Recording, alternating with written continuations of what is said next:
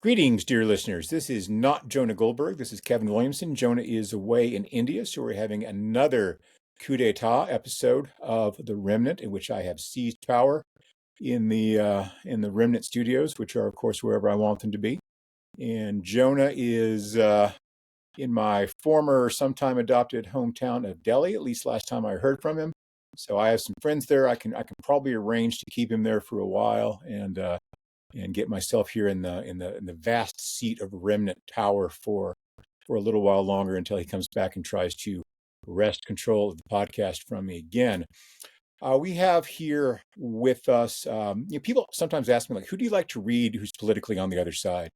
And for me, that's such a weird question these days because I'm not sure who's on my side, and I'm not sure where the sides are, and whether there are sides or whether that even makes sense. And I used to actually have a really hard time with it because I know what they're asking, like who's sort of a center left, left of center, left wing person you like to read.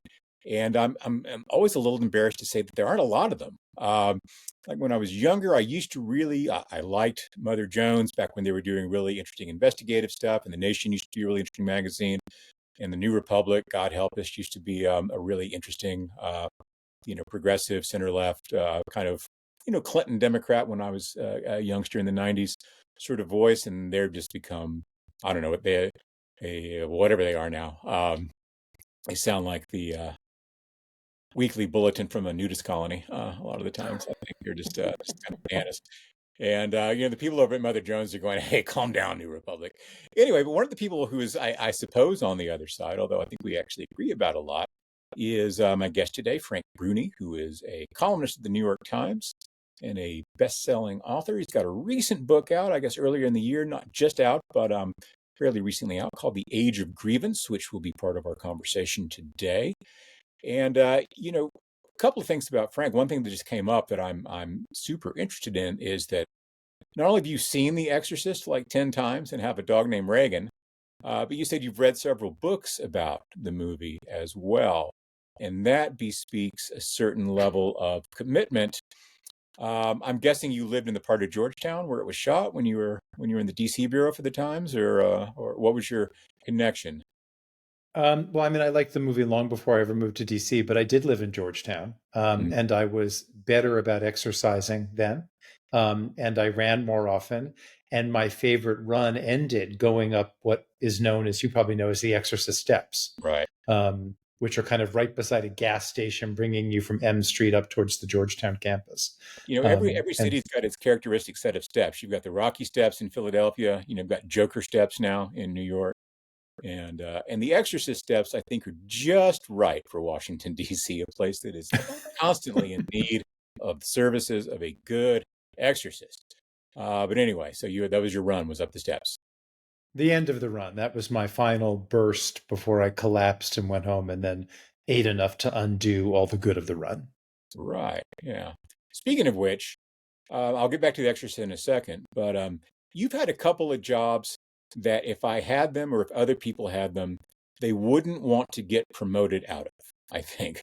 One of those jobs is being you were the chief food critic for the New York Times for a while, I believe, the chief restaurant critic, and you're I also the New was. York Times Rome bureau. Now, between the two of those things, I think I'd prefer Rome bureau to restaurant critic for various reasons. But I have a theory here I'll run past you. I was a theater critic in New York for a long time. And when you tell people about that, they said, that sounds like the most awesome job in the world. It was great. I got no complaints about it. But when you go to the theater 3 times a week, like it turns into a job, right? Eventually you're like, I really don't. And your friends are sort of saying, no, Kevin, we're not going to another show with you. Sorry, we're just tired of it. We've been to 50 shows this year, and you run out of people who want to go to the theater with you. I bet being a restaurant critic in New York is a little like that, where you're like, I really just want to go to the diner across the street and have an omelet and then go to bed at 9 o'clock.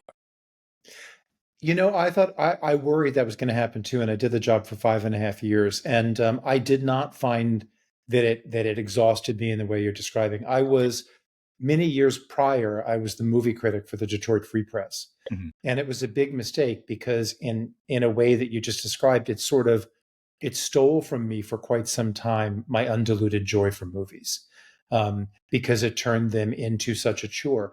That didn't happen with restaurants for me, and I'm not sure why. I think because the act of going to a restaurant You gather people around you. It becomes a time to socialize.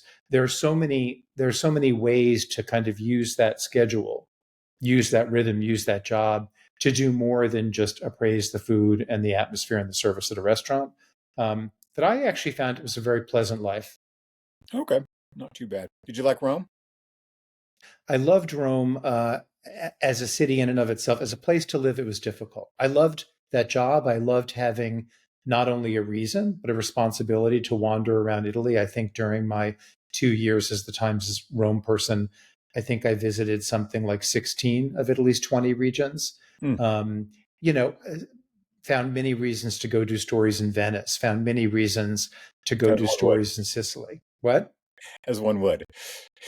Oh, well, like, I mean, I remember doing a story. I read in one of the Italian newspapers that there was a new crackdown on motorboat speeding in the Venice canals. And I said to my assistant, I would like you to get in touch with the Venice police because we're going to spend a day riding around with them, chronicling their capture of speeders or whatever. Yes. And it was a story that readers very much enjoyed, but it was a completely indulgent act. Hmm. Well, before we get on to the nasty business of current politics, let's get back to The Exorcist and the pea soup and your interest in that. I love the craft of the movie The Exorcist. I think it's a movie that's actually about illness, and it's about a parent's vulnerability and impotence in the face of the horrible things that can happen to a child. I'm curious if you remember the movie or seen it recently enough because you have a number of children now, and I'm wondering if it resonates for or with you, or I always forget the right preposition on that grounds. But it's a movie that's made with extraordinary craft. It's got some sensationally good performances in it. Ellen Burstyn's.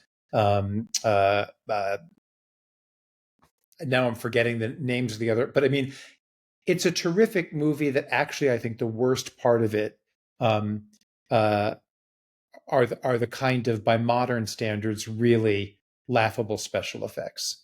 Yeah, head spinning Um, around and all that stuff. And there's Yeah. just there's if you read about it, a lot has been written about it subsequently.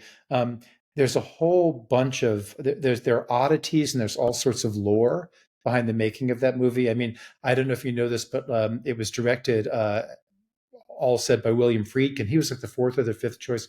They went to Mike Nichols, about directing The Exorcist. I mean, that fact alone is worth buying the book that told me that. But there were all sorts of bizarre happenings on the set. The set burned down at one point. People genuinely began to believe that there was some demonic hex on the production, or that there was some divine retribution on or on and on. Um, the movie did not satisfy William Peter Blatty, who wrote the novel. There's just all sorts of stuff going on there. And then there's the deconstruction or kind of correction of the record about, were people really passing out when they saw the movie?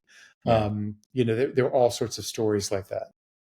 I never thought about The Exorcist in terms of sick children, and I really don't want to, so I'm sorry that you mentioned that, but I'm glad I don't I'm own a sorry. television. But no, that's okay. But what I'm thinking is I now really want to see the Mike Nichols version because that would be a I whole can't. different movie and it would be hilarious. I was among the many ways in which I've been ridiculously blessed in my life. I got to know Mike quite well in the Hmm. last decade of his life because through a series of just kind of quirky events, I became friends with Nora Ephron, and through her, I became friends with Mike Nichols and Diane Sawyer.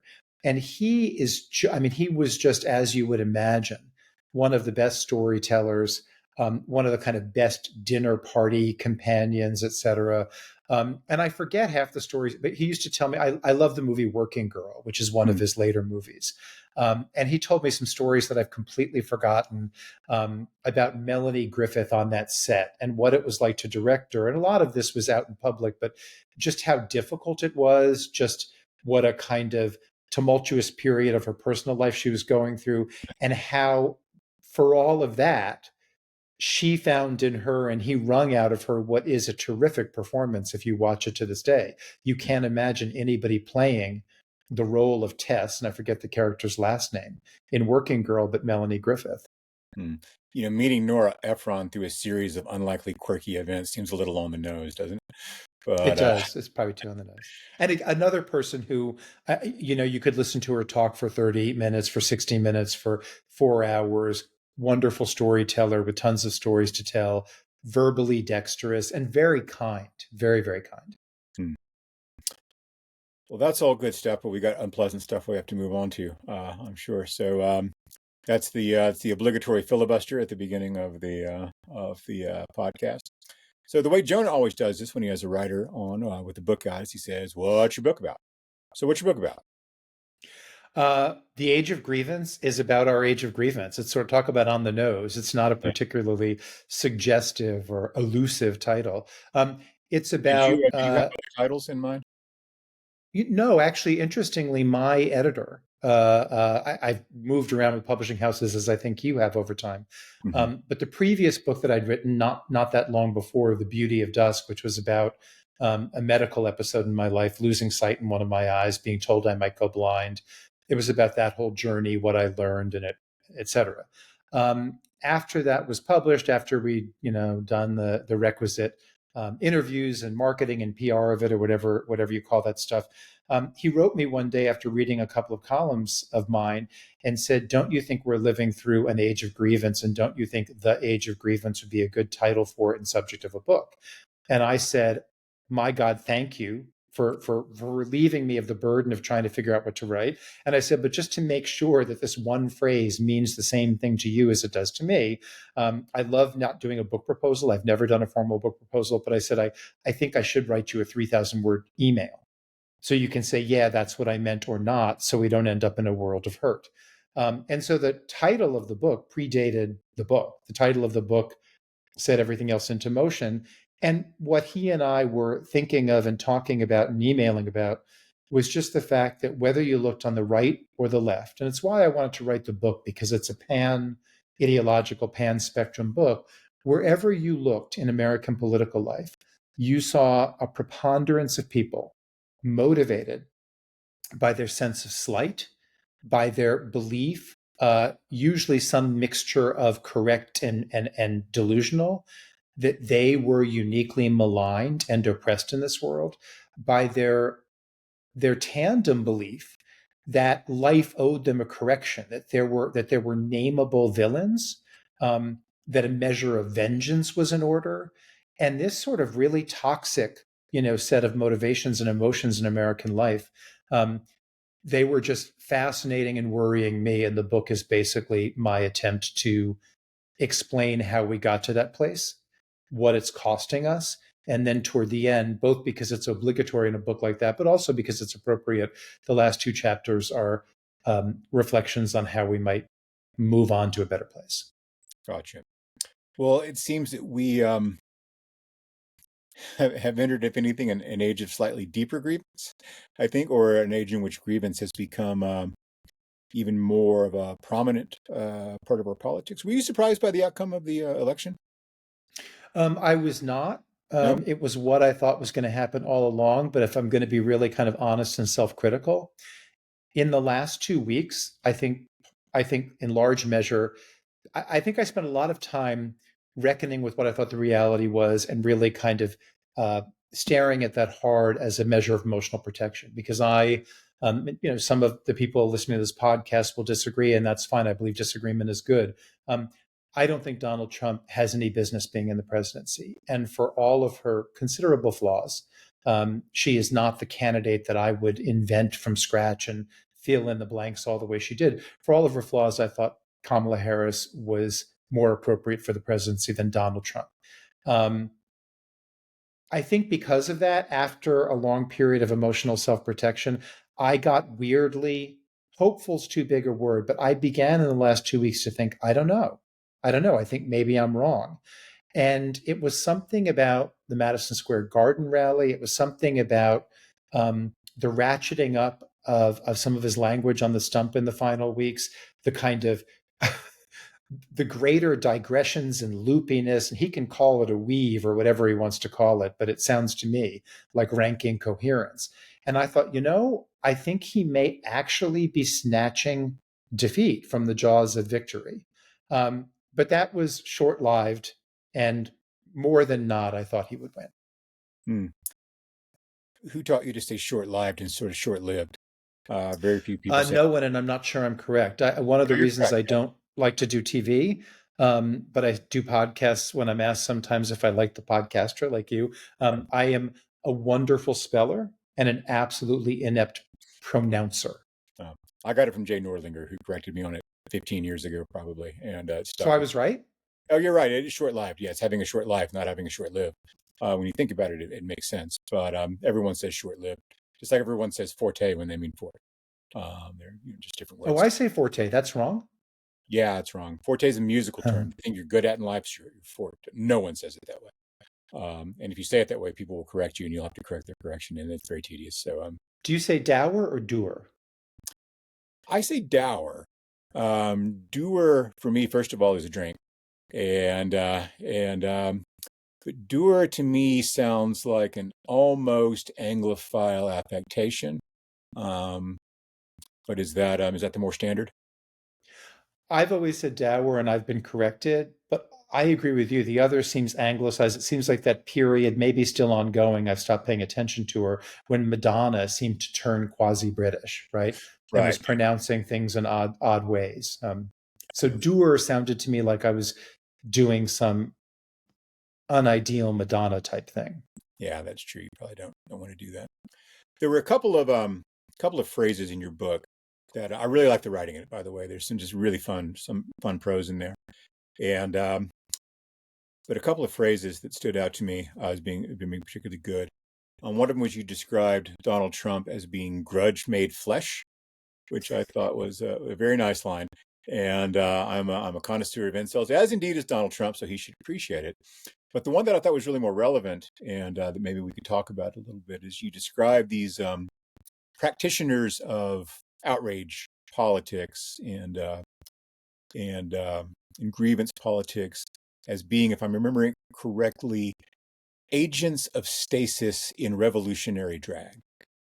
And I think there's something really very true about that, in the sense that on the right, which is still calls itself conservative, although a lot of the thinking on the right has really ceased to be conservative in a meaningful sense of that word, and has embraced a posture that would be more, I think, correctly described as that of a right-wing revolutionist. They're anti-institutions. They want to overthrow things. They want radical social change, whereas conservatism historically has been resistance to radical social change and radical social experimentation and that sort of thing. I mean, politically, I'm a little weird. I'm sort of 90% Eisenhower, 10% John Brown, so I've got a little bit of a foot in both camps. But increasingly leaning into the Eisenhower part of it, I think, as I get older. Um, but it's role playing, though, isn't it? In a sense, it is like drag in that sense that nobody really, I think, in American life really wants radical social change, because we live in a very comfortable, prosperous, relatively peaceful society. I mean, yeah, there are things we'd like to change. We'd like to be less crime in the cities and a subway that works in New York, and less. I worry about the deficit and that stuff, and that actually will end up being an enormous social change when the entitlements go broke and we have to abandon them. Essentially, that's going to make a lot of people unhappy. But I think that if you could freeze the material quality of early 21st century American life in amber and keep it that way more or less for a long time, that a lot of people would be very, very satisfied with that. Now, people like to get on Twitter and say, I'm going to overthrow the establishment and this, that, and the other thing. But I don't really know a lot of people on the left or on the right who actually are advocates of anything that I would think of as radical social change, with a few minor exceptions. There are a few people who are religious fanatics of various faiths who really do believe in radical social change. As a subset of that, there's a kind of homeschooler sort of world that they really do have a radically different social vision, which is partly evangelical in its outlook, but not only that. It has sort of nostalgic agrarianist elements to it, and some other things like that. And there are some people on the far left who sort of cling to the old faith of Marxism and class war and that stuff. That I was going to what's say, that? yeah, there are like two of them. Yeah. a couple Well, of them. no, I think there's actually more than that. There aren't that many people who would describe themselves in those terms, but I meet people fairly often at Democratic events who have they wouldn't describe themselves as Marxists, and it would be too much, I think, to describe them as Marxists in any doctrinaire sense, but whose fundamental way of looking at the world has to do with social class, divisions between class, and using the state to level that out. I think Yeah. that's true. And some of those people are actually fairly radical. Some of those people became Trumpists, which I think is pretty interesting. There were the sort of Sanders to Trump people, and I think that was driven partly by really attitudes about immigration and racial attitudes, which I think is essentially um, an unhealthy way to make that move. But that's more about that later, maybe. But for the most part, I would say probably 85% of the American population um, doesn't really advocate any sort of radical social change. But we love to talk that way. We love to talk in terms of heroes and villains, and and there is this sense of being uniquely put upon, no matter who you are, right? Um, and I have to fight this in myself sometimes. I have just a wonderful, extraordinary sort of life, but I still walk around with a little bit of a class chip on my shoulder for things that were true of my life 40 years ago and haven't been true since then, probably, or 35 years ago and haven't been true since then. You get that, among some people I know. I have friends who have just a little bit of, say, a racial chip on their shoulder. And like, you're a second generation Ivy League graduate. And yeah, I get it. There's still racism in the world, and that's still a real thing, and it still needs to be dealt with. And it certainly must feel, there's that dog we were talking about. We're not going to have Sherlock Sorry Holmes, about that. the dog that didn't bark. That's okay. My dog barks too. Um, but, and then there are people who look at those folks and say, yeah, I get it. There's racism in the world, but, you're also an investment banker and you make like a 7-figure income, and maybe your life's actually okay in a lot of ways, in spite of whatever you had to overcome as an undergraduate at Harvard and in the econ department there. There is that, but how to put it? There's a certain valorization that comes from that victim status, right? Conservatives used to talk about this all the time, right? We would talk about this, cult of victimology and all that. And then sometime around 2015, 2016, we just started to say, hey, let's get some of that. And, my analysis of Donald Trump has always been essentially two things. One was that he had the genius, his one real stroke of political insight was essentially to run the Ross Perot presidential campaign inside the Republican Party rather than as a third party candidate or as an independent candidate. And that's why he got elected, I think, in 2016. And he's also essentially, and he wouldn't call himself this, and no one who follows him would describe it this way, I don't think, but a practitioner of identity politics for white people, particularly for white men who are not college educated and who are not real plugged into an urban professional environment. And so now we've got sort of two competing schools of grievance politics and two competing schools of identity politics, except one of them is identity politics for people who are 60 odd percent of the population, which is a very different thing from identity politics for, say, Jewish Americans who are 2% of the population. Question. just pretend there's a question mark at the end of that. And Okay. no, I just a couple of things. I mean, everything you said is a beyond an accurate description of the situation. I want to go back to something you said about if we could freeze this material moment. Most people would. I think that's so important, and I think we skip over that. And elections are about dissatisfactions and what can be better, and they should be. And I get all of that. So many of our political debates today, especially when we stray beyond the economy, in its kind of most basic form, so many of them are debates that we're having because so much of the big stuff is fixed. Because, in fact, most people aren't hungry. Because this material moment, vis-a-vis earlier periods, vis-a-vis other epochs of history, is such a privileged one. I mentioned this in the book. A lot of people mention it, and I think for good reason. But in 2016, the last year of Obama's presidency, when the kinds of speeches a president is making are not geared toward reelection, they're a little bit more kind of philosophical, soulful. Their speeches made with an eye to history, not with an eye to gaining some sort of political advantage that week, that month, that year. He went to Hanover, Germany. He gave a set of remarks that was widely reported on, and he said, and I think it was so important that he said this, and it was so important that Americans hear it, but I don't think many of them really listened very carefully. He said, for all the things we argue about, for all the things we're dissatisfied by, et cetera, if you were to choose a moment in history to be alive, you would choose right now. And if you had to choose a country in that moment to be alive in, you would choose the United States of America. It pains me that so many of our political discussions, that our victim culture, that our age of grievance makes no acknowledgement of the fact that we can argue about some of the things we argue about, and we can get this impassioned about them, and unfortunately, sometimes this petty about them, because so many of the big concerns are taken care of. And so I just wanted to, you had mentioned that toward the beginning of your remarks, and I just wanted to go back there because I think it's a real, I mean, don't you think that's a really important point that people entirely lose sight of? Yeah, and where were you living in Rome? What were the years?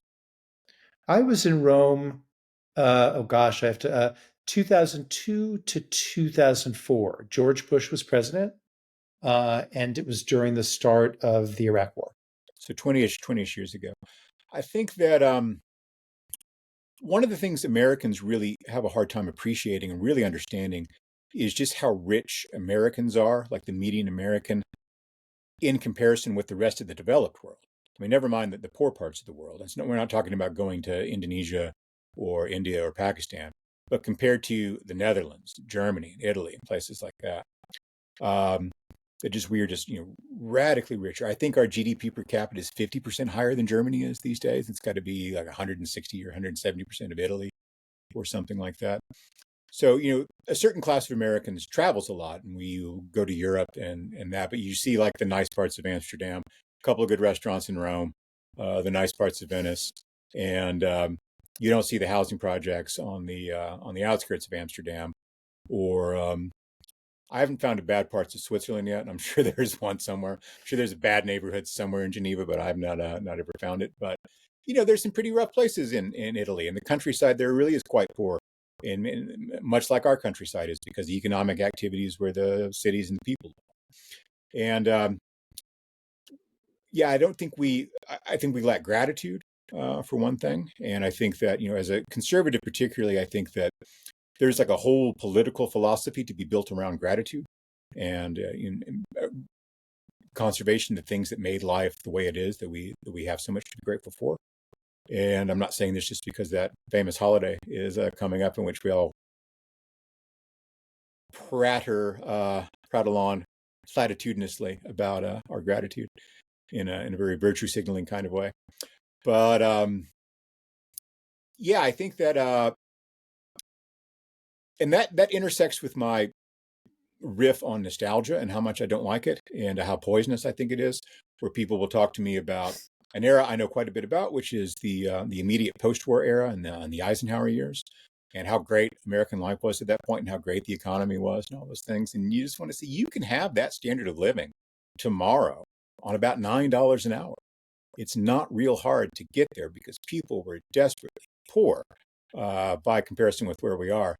Now, they thought they were in great shape because it's always, compared to what? And what they had to be compared to was, the war years and the Depression before that. 1957 felt pretty awesome. And Yeah, by if you standards, just read The Grapes of Wrath. if you just lived the grapes of wrath, yeah. Right, exactly. Yeah. And the, and compared to everything in human history that had come up before that, yeah, it was pretty awesome. But nobody really wants that now. What people are really talking about when they talk in nostalgic terms about that, as opposed to this awesome material standard of living we have now, is it's other things that drive people crazy. So there was a sense of, I think, sureness in life at that point, where a man typically kept a job for 20 years or 40 years, had one or two employers over the course of his career. Whereas typically now, particularly sort of more upwardly mobile people will change jobs very, very frequently and move more often. that sort of thing. I think on the left, there's a sense that there was a stronger sense of kind of social solidarity in those years, which I think there probably was coming out of the war, especially. There was a more of a sense of widely shared prosperity, although I'm not sure that the economic numbers really bear that out. Um, and there was a kind of cultural conservatism that I think is very appealing to the kind of J.D. Vances of the world, who, when they talk about that era and the era of factory jobs and good blue collar jobs and things like that, aren't really talking about economic stuff. They're talking about people's social expectations. And one of the great thing about globalization, of course, is it's made us all richer and freer and given us more opportunities and resources. And that the downside is that there's less certainty. There's more flux. There's more competition over both as producers and consumers than there was 20 years ago. And there's more of a difference, I think, in the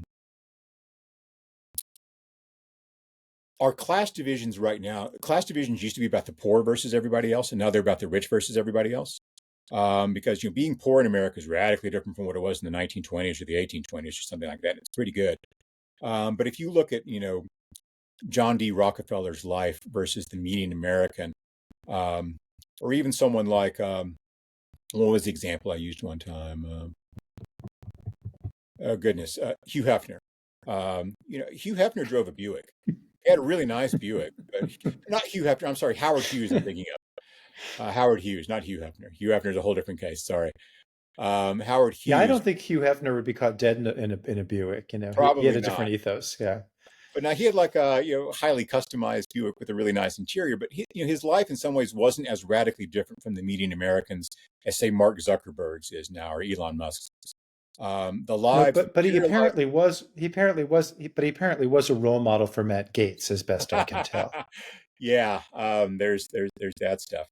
And I think there's some resentment directed upward more than there is concern directed downward in our grievance culture. And partly that's maybe driven by social media and a sort of sense of suffocating closeness that we now have technologically that we didn't have a long time ago, because we just know more about each other. But also the lives of the top, 1/10 of 1% really, really are quite different from the median Americans in a way that probably wasn't true 50 or 60 years ago, and certainly more true than it was 100 years ago. I feel like I've talked too much, so I'd like to hear a bit more from you. You haven't talked too much. I like listening to you talk. You are a very eloquent speaker, as you are a writer, and I enjoy reading you very much too. It's interesting just to build on what you were saying in your last words there. Yes, the ultra rich are rich in a kind of crazy way. The other thing that strikes me and that is so central to the resentment you mentioned is because of social media, because of modern technology, there is an awareness of and a glimpse into the way those people live that I think is different from earlier generations.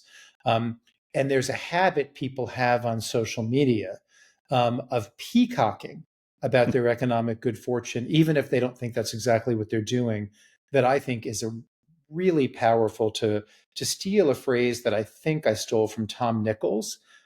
That's an engine of envy, but he may have stole it from, I took it from a book he wrote, sourced it. I think he took it from somewhere else. But social media in that sense is this engine of envy. And TV before social media was kind of part of the journey there. The other thing that fascinates me that I don't know why we don't talk more about, I write about it in the book, I'm curious if it's something you notice in life, is overlap, like Venn diagram overlapping with that sort of presentation of a lacquered privileged life on social media that makes everybody else feel like they're missing out on something. We have a service economy now that has more gradations, more tiers, more ways to micro pamper yourself than ever before, so that almost everything you do or purchase tells you exactly where you fall in the pecking order in a way that ipso facto focuses you on what you don't have, and again becomes an engine of envy, becomes fuel for resentment.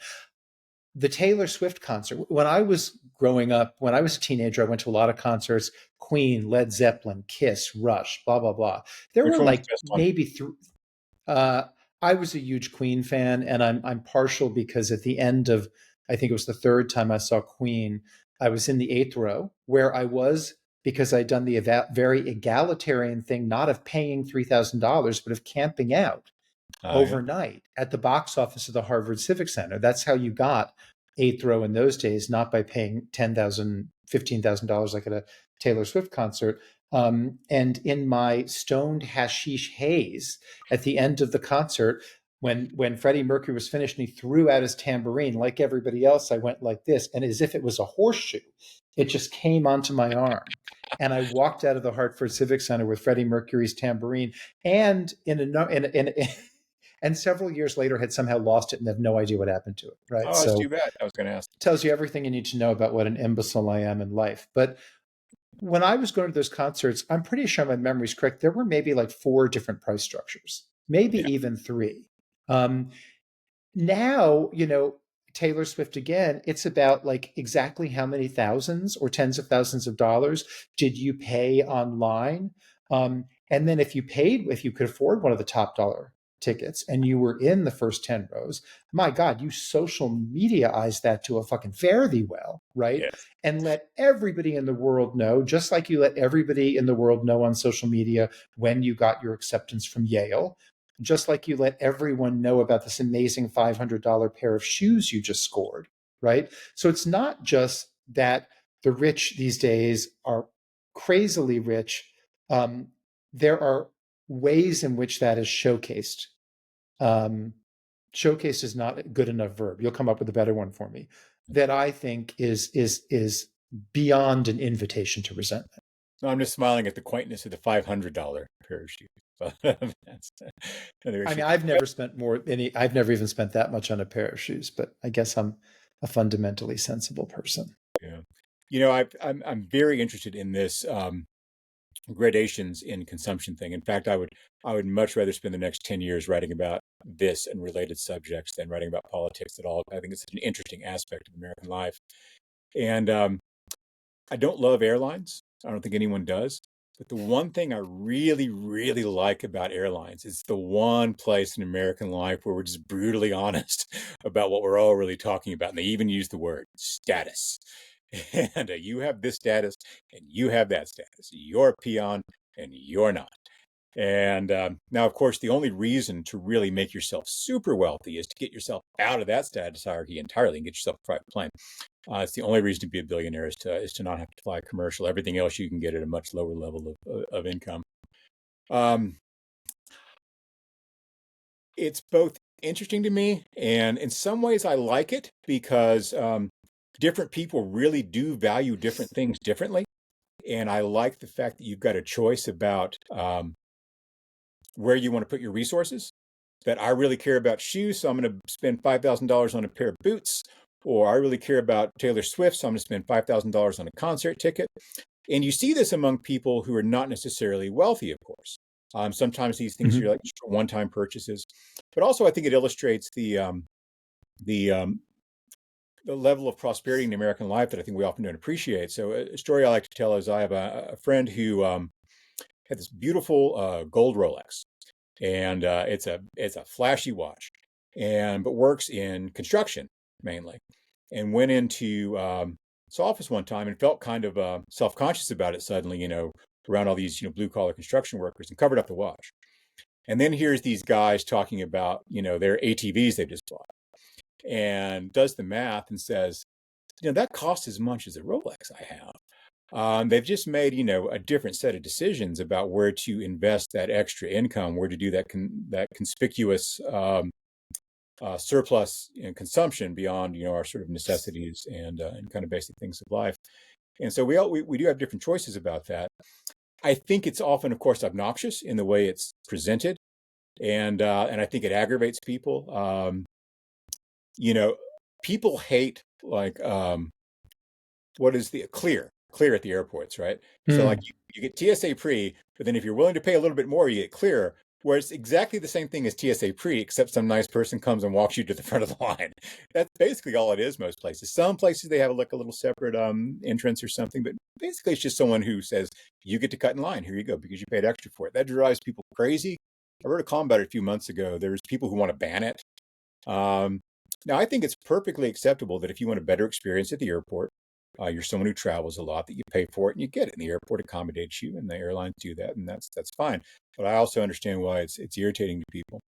Well, the best thing I ever had like that, I don't know if they still do it this way. I'd taken a trip to London for work. It was my 40th birthday, and I was coming back, and I got one of those last minute upgrade offers, and I was flying Virgin Atlantic. And it was a few $100s to upgrade to their first class service, which I believe they call upper class because they are British and they are They not do. They usually do. as sensitive about the egalitarian stuff as we are. But the best thing about it was, I mean, the airline was fine and the lounge is terrific. But when you go check in for your flight at the counter, there's a little door that opens up and you walk through it. And that's your, security screening and all that stuff. There's no line or anything.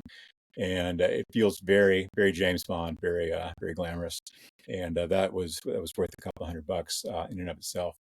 But I think that living in an environment as we do, where this stuff is constantly part of your life and constantly just inescapable, I think, yeah, it makes people much more sensitized to those micro differences in socioeconomic status that we have.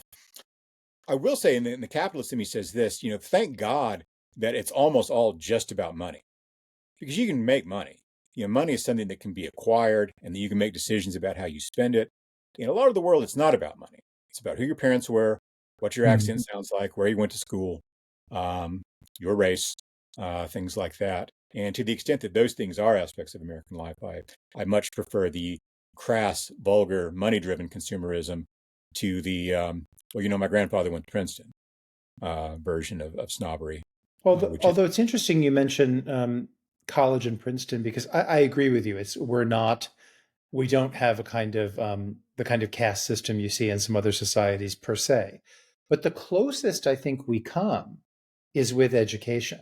yes. Like if you look at the number of employers, especially in the world of consulting, yeah, I mean, particularly in kind of mostly in the worlds of consulting and finance, Mhm. who to make their lives easier to have other people perform the culling for them just come and take students from like the school where I teach, Duke, or just go to Harvard, or just go to Yale.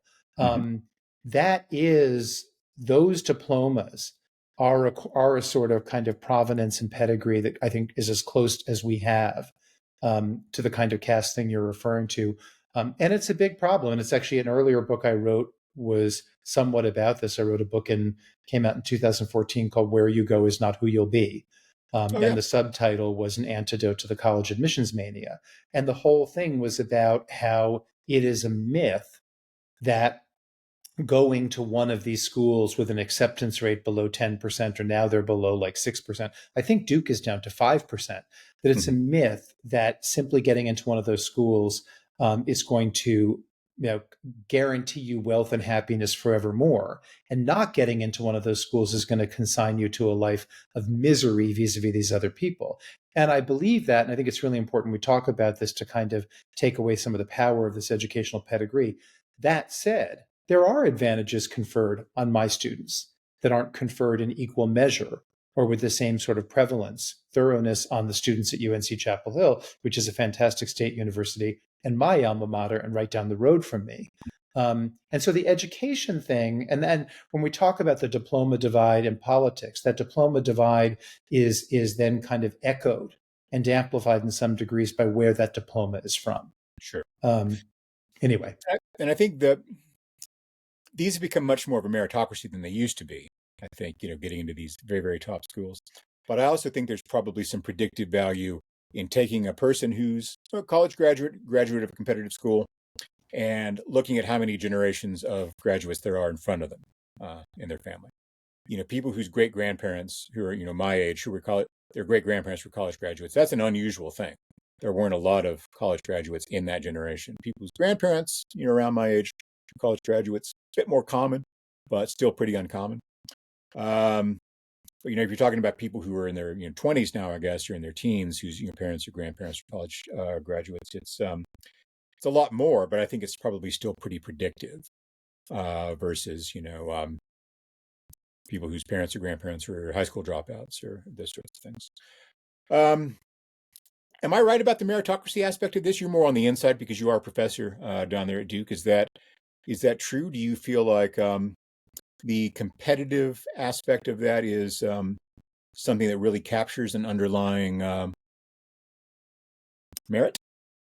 I think it's more meritocratic than it was 25 years ago, certainly, and much, much more so than 50 years ago, in exactly the ways I think you were thinking of when you talked about that. I'm going to make up these numbers, but Mhm. and that they're going to be totally wrong, but the idea of them is going to be correct. My guess is if you went back 50 years ago, 30, even maybe 30 years ago, maybe not then, um, the graduating class at Exeter or the graduating class at Andover, Mhm. probably you had 120, 100 people in each of those classes going to one of the Ivies. I don't think it's like that anymore because it's not that automatic and on ramp. There's an attempt to find merit, to find talent um, all over the place, public schools in the inner city, et cetera, et cetera. So I think the opportunities are more wide open. It means that having the right grandfather, having the right prep school diploma is not going to be the amulet that it was 40 or 30 years ago. But other things have happened that the Supreme Court have recently addressed that in an effort to sort of change that, have created something that is I think better than that in most regards, but is not exactly a meritocracy. When you look at sort of the standards based on because it's not always an affirmative action of socioeconomic opportunity. It's sometimes an affirmative action solely, or it was before the Supreme Court said no more, that was about ethnicity, skin color, that sort of thing. That doesn't bring us to a meritocracy. I think it gets us away from an even more stacked system and stacked in a way that, by my values, kind of felt more perverse. Not that this feels perverse, but it doesn't exactly get you to a pure meritocracy. I'm not sure how you would define and fashion a pure meritocracy because Yeah. there are so many subjective judgments that go into. We talk about merit as if it's like a meter, a millimeter, like as if it's this physical measurement. And merit is so reflective of the culture, of the sensibilities of the moment, and yet there is something to merit, but it's a tricky thing that way. Yeah. Was UNC hard to get into when you went to school there? Was it very competitive? I actually don't know. I went there a particular way that was competitive, and I'm just giving it like um I went to a Northeastern prep school as Mhm. a day student. I was raised, this is my unfair advantages. I was raised by a dad who was first generation but went to Dartmouth, and by a mom who were obsessed with the Ivy League. And when I drove with my mom around our suburban neighborhood, she In would Connecticut? read the college. She would read the college stickers on the Yeah. back windshield, and she would literally like the soundtrack of my youth was Dartmouth, Harvard, Williams. Oh, they did really well. I mean, no, I'm not kidding. And I think my mother, there were a million my mothers Yeah. in Connecticut suburbs like I grew up in. Um, I applied early to Yale, got in early to Yale, and then this thing came along called the Moorhead Scholarship at UNC Chapel Hill, which essentially exists to try to siphon students who'd be going to Yale, Harvard, Stanford, et cetera, siphon them away from those schools and get them down to UNC by giving them a free ride and all of these perks. And so that's how I ended up at UNC, and I didn't go through the normal admission process. Yeah. Yeah. University of Texas has become pretty selective since I went there. But when I went there, getting into UT consisted of like, you got a piece of mail from UT when you're in high school, and it said like, check this box and sign and send back if you want to go to the University of Texas, and that was pretty much it. The merit thing is interesting to me in the context of our discussion about grievances and how that drives people's social thinking, because the public conversation and the policy making world is driven by people like us, and people who have typically a certain kind of verbally oriented analytical intelligence that is just something you have, and people who typically are highly educated. I'm rare in this world of not having a college degree, but pretty close to having one. And we tend to think of merit as the stuff that we have, right? And now you don't have to go the full. Charles Murray on IQ and heredity to understand that there are aspects of that are fixed. So there are some people who are born pretty smart and pretty clever, and some people who aren't, and who can work really, really hard, but they're not going to be able to get themselves to the point where they were going to be studying engineering at Harvard or studying French at Princeton. And so I take a pretty strong view, a pretty Charles Murray view of heredity and intelligence, and that the sort of raw IQ is no more an aspect of merit than your height is. That it's just something that it's an aspect of how you're born. But we don't think of height as being anything that's particularly meritorious. In fact, we would think it's insane to judge the world that way and to structure the economy and the elites and Well, political unless you're running an NBA team, and then height is merit. not as much as it used to be even. Like, there's some NBA players of relatively modest height, as I understand it. I mean, relatively. Um, but we never question the notion that being good at school, which is what people who kind of run this conversation are, people who are good at school and like school and had certain talents that went along with that, that's merit. Um, Even though it probably is no more so than being tall is, or having a certain color of skin or eyes or hair or other features that we tend to be born with. And I don't think that people are thinking about this in a particularly analytical sort of way, but I also think that people kind of get it, um, and that they see this class of people who have a very outsized role in American life, who make a lot of money typically. At least, as a class, our share of income is pretty substantial, and and then who take this system that is really structured in a way to reward the kind of talents that they have in life and call it merit, and then sort of lord it over at the rest of the world. And I think that's a big part of what drives this kind of the sense of resentment, where you've got people who know at some level that no matter how hard I work and no matter how hard I tried in school and whatever help my parents were able to give me, and I could have gotten all the tutoring and the test prep and all that sort of stuff, and I still wouldn't be able to have this particular spot in the world.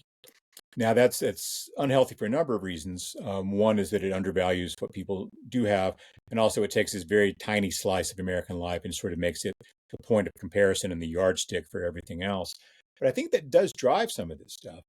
And the fact that those kinds of talents don't necessarily go along with other kinds of talents. There are people out there who say, hey, I built this successful business, and I make a lot more money as a guy who owns 5 car dealerships in Dallas than Paul Krugman's going to make over the course of his whole life 10 times over. But he's famous. He's influential. He has the ear of policymakers. And I have to listen to him lecture me and live in a world in which people like this, who couldn't do what I do, but have these other sorts of talents, kind of elect themselves our rulers and our champions. And what's even worse, I think, is when these people take a real patronizing view of kind of blue collar people and appoint themselves the leaders of those people. Like Tucker Carlson's a great example of this. Like, Tucker's out there being the champion of the American working man, and Tucker Carlson of La Jolla Country Day School, who is, I mean, if he's met poor people, it's because they did an in-house audience at Fox News one day, and he just doesn't come from that world, but really feels like he's entitled to speak on their behalf. And JD Vance, I'll give a little bit of I'll cut some slack to, because he at least comes from that world, although it's been a while since he's been in it. And which takes us back to the unspoken kind of central character of our conversation here, which is Donald Trump, who is this real estate heir from New York City, who spent most of his life living, on Fifth Avenue, or right off Fifth Avenue, I suppose. Not a penthouse. He often describes it as a penthouse, but it's not. Lying about the square footage of his apartment, of course, for tax purposes and other things. But he is this guy who comes from that world, who is now, he's not the kind of heir that Paris Hilton is, in the sense that he grew up in Queens and all that, but a guy who inherited, a real estate portfolio worth around $300 million when he was relatively young, and whose father really built the business, and whose grandfather before him really began to build the family fortune by selling horse meat and prostitutes in the Yukon, but that's another story. And that guy gets to be the champion of the working class and of people of modest incomes who are railing against the elite. Because why? I still haven't figured that out yet. How does he get to magically transmute himself into the tribune of the plebs when he's a lot more like Crassus? Because the enemy of my enemy is my friend. Is it that simple? I actually think, I mean, I think it's that simple at the core. I mean, that's the river, and then there are all sorts of tributaries. But yeah, I think he has, he is brilliant at hating, Mm, and he hates the people that his supporters also hate mm, and that they enjoy hating.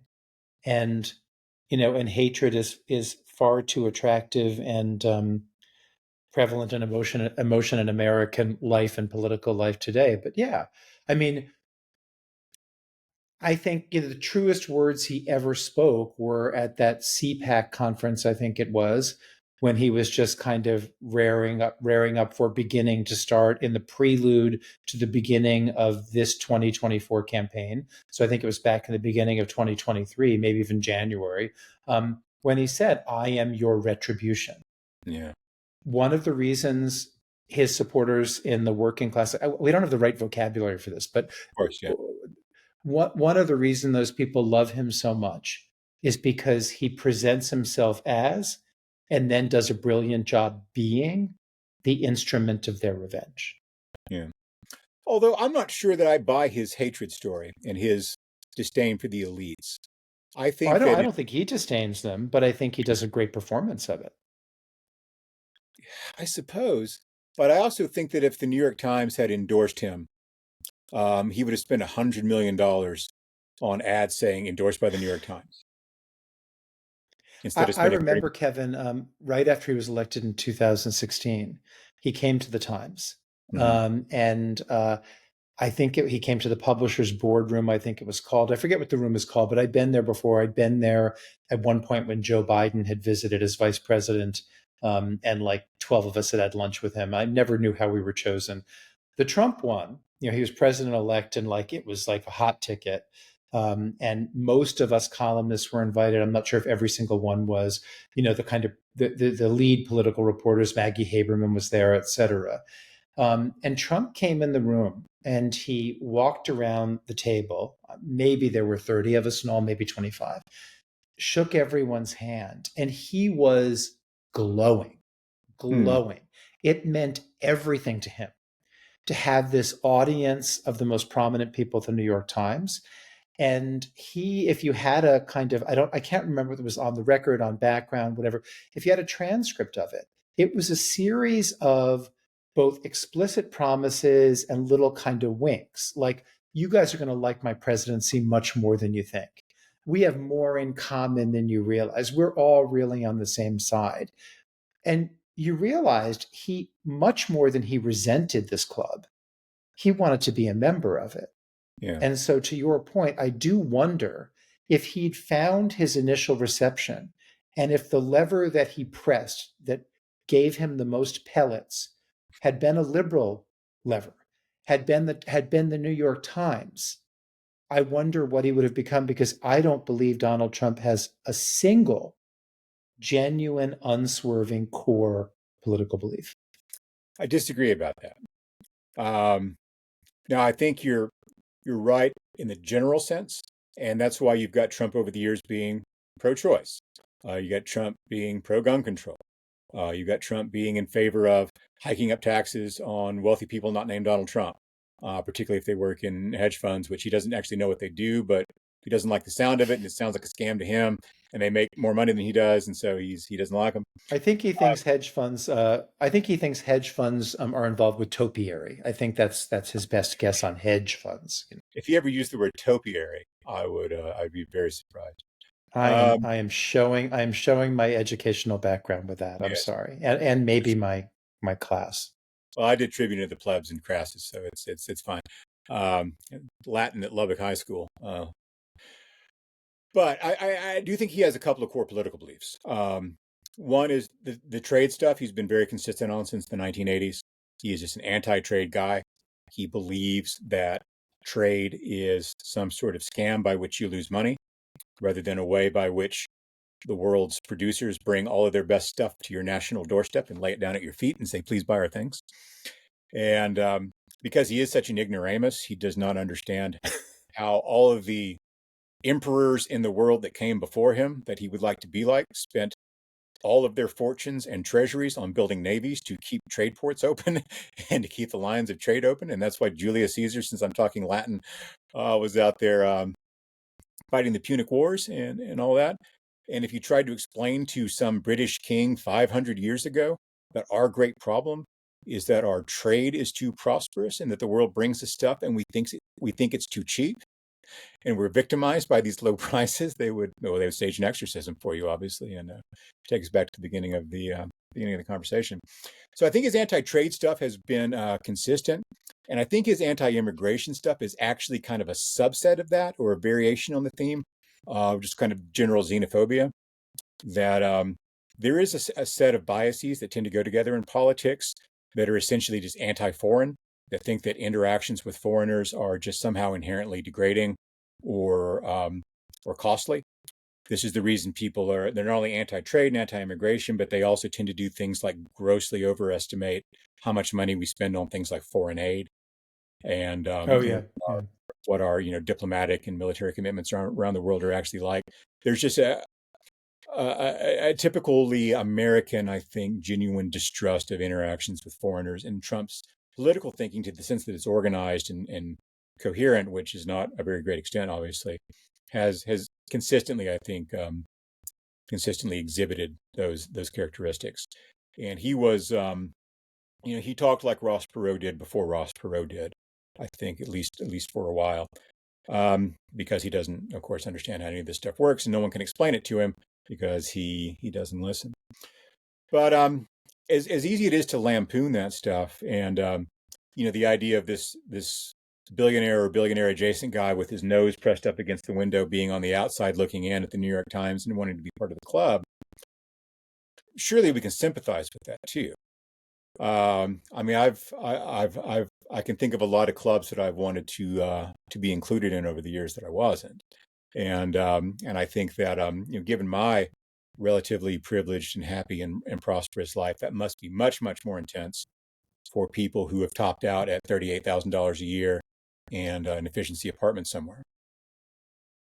I could not agree with you more, and I think sometimes those of us in those clubs behave in a manner that, even if it's not what we're trying to do, kind of feels like lording it over other people. And so I have great sympathy or empathy. I always forget which word is most correct in a given context for Empathy's that. always wrong. Empathy's always wrong. Pretty I much. think empathy's always right. Empathy's always good. We should have a separate conversation about that. I wrote an essay for National Review once called "Against Empathy." I missed that one, but I'm going to find it because I know I'm going to disagree with you, but I'm going to be impressed with the verbal dexterity with which you made your case. Very kind of you. So I kept you for an hour and 15 minutes already, which is probably already a little bit I do long. got to go, yeah. I maybe haven't dug in too much. Is there anything you want to say that I haven't asked you about that you would like to kind of maybe bring these disparate lines of conversation together in a closing statement? Boy, I wasn't prepared to make a closing statement. We began with dogs and The Exorcist, and I'm trying to think if there's some clever way. I will close with this. I think one of the balms, if not solutions, to our national distress and our national distemper is dogs. I think if more people had dogs, and if more people interacted with other dog owners, we would have a better country. And I'm having trouble integrating The Exorcist to that, because there's a dog. Oh, there's the statue of Pazuzu, the demon dog, at the beginning of The Exorcist. I don't know what that means, but there, I found connective tissue between my dog and The Exorcist. I'd like to say to Jonah, if he's listening to this, that I did not arrange with Frank to say nice things about dogs, which is Jonah's favorite subject, I think, in life, is the greatness and the goodness and the heart buildingness of dogs. And I certainly love my little dachshund as well. So maybe that's a good place to leave it. Frank Bruni, so much fun to talk to you. I hope we can do this again sometime. And I don't think you and I have never actually met in person, have we? I guess that's true, but I feel like I've known you by email and writing. And no, I guess we haven't, but Yeah, you get the doer version of my emails from time to time when I'm for some reason I've chosen you to be my person to confess to when I'm feeling like my professional contributions are useless and that I should be doing something else with my life. So sorry about all that. If it hasn't been too depressing. I enjoyed speaking to your class a few months ago, though, and also virtually, and that was a good deal of fun. And I hope we can do that again sometime. Frank, thanks so I'd much. love it. Again soon. Thank you.